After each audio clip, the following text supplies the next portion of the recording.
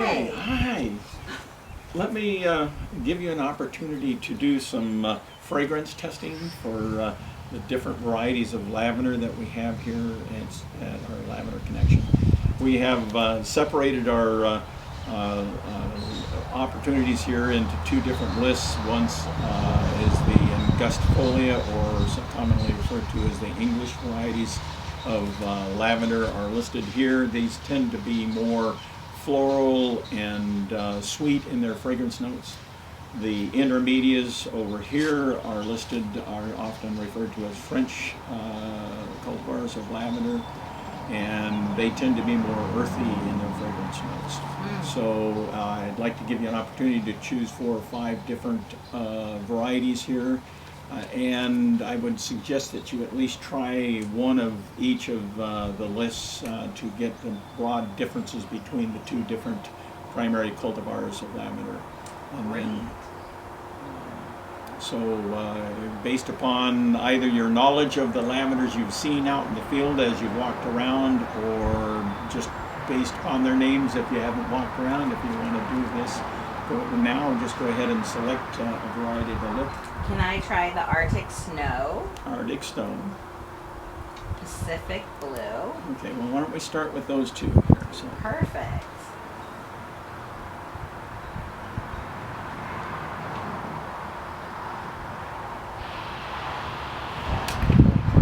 Arctic Snow is one of the most gentle or lightest of the fragrance note sets that you're going to get in lavender. So we'll start off with that. That'll be a good one to start off with here.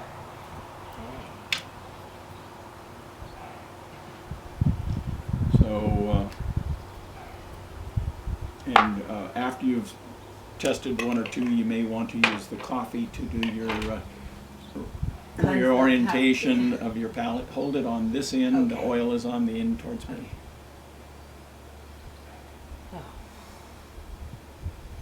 Gorgeous. Okay, there you go. And the second one you had Pacific Blue? Yes. Pacific Blue is one that I always relate to. It's difficult to call specific names to the elements of that fragrance, but I just say imagine yourself on the coast Pacific beach and enjoying the sun, and that's what the feelings you're going to get with the Pacific Blue.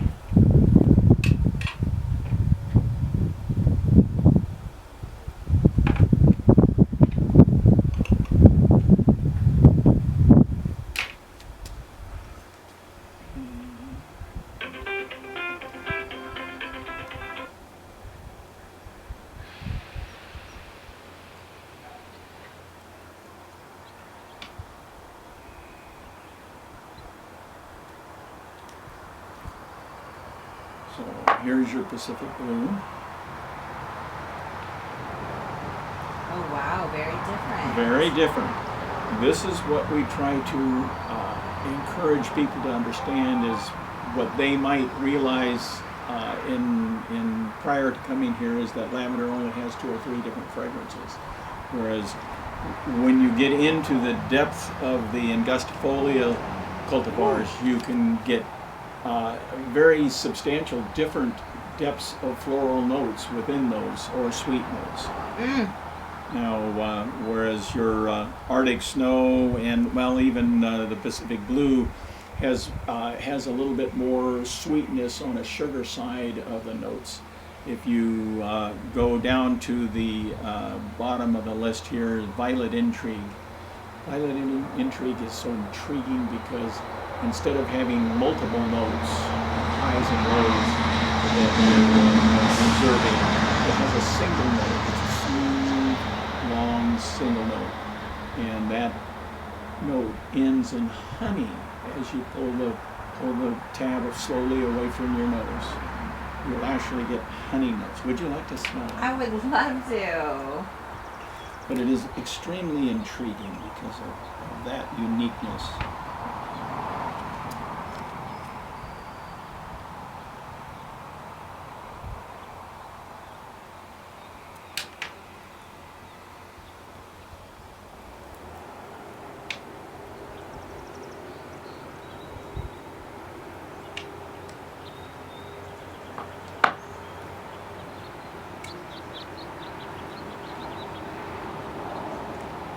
smell it. I smell the honey. Yeah, at the end. Yeah. It's not when you're actually deeply smelling it close to your nose. It's just as you're pulling it away, it likes to pull the honey out of the air. Isn't that amazing? What a cool experience. This is, yeah, okay. Now you need to try one from the intermediates here and see the Okay. contrast that you get from the. Now, one of the things that people often relate to is that when they come and smell this, well, let's let you go ahead and try it. Pick Okay. one of the first ones. How about one of the first ones? Well, any of these. How about the silver frost? Silver That one I frost. pictured. Silver frost. That's such a great name. Well, silver frost, a couple of things. It's my wife's favorite as far as its look of the plant. We have two right up against the barn that are over 25 years old. And but it has all of it's this first row of lavender you trip across off the grass here, and it has more of an olive green color rather than a bright green stem.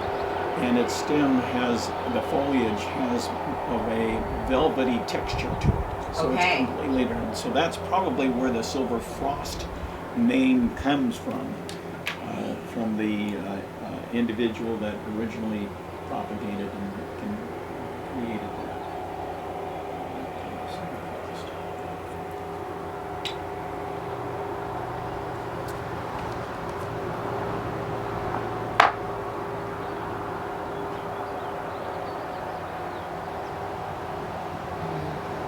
Very different. Very different. A lot of our guests indicate that their perception of what lavender should smell like more typically aligns with the intermediate varieties of lavender. Is that what you find? Yes, I think Okay. so. And I relate that to the fact that most people are introduced to lavender not by walking amongst lavender fields or doing gardening, but the general public relates to it in what they buy at the store. Exactly. So you relate to the lavender that is used most prominently by manufacturers of products such as soaps and lotions. Yeah. And those most often use the intermediate as the only, if not their primary, oil for a Okay. couple of reasons. One is that the oil does very well in presenting itself out of a lavender, in a lavender environment for a soap. Okay, that makes sense. The earthiness comes out better in that, whereas the sweetness of the angustifolias is a floral note. It's more difficult to come out in a soap, and so most of the industry uses an intermediate, such as the grow soap. And so that is one of the reasons that I help people understand that lavender has so many more different fragrances than just the basic fragrances that you get from the intermediates. Beautiful. You did great.